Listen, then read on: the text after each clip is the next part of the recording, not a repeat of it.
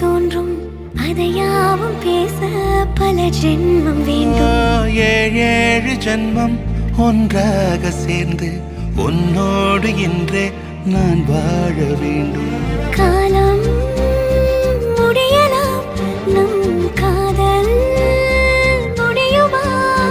நீ பார்க்க பார்க்க காதல் கூடுதே.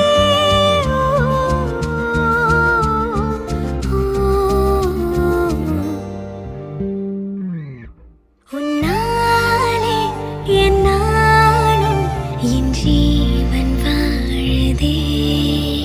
சொல்லாமல் உன் சுவாசம் என் மூச்சில் சேருதே. உன் கைகள் கோர்க்கும் ஓர்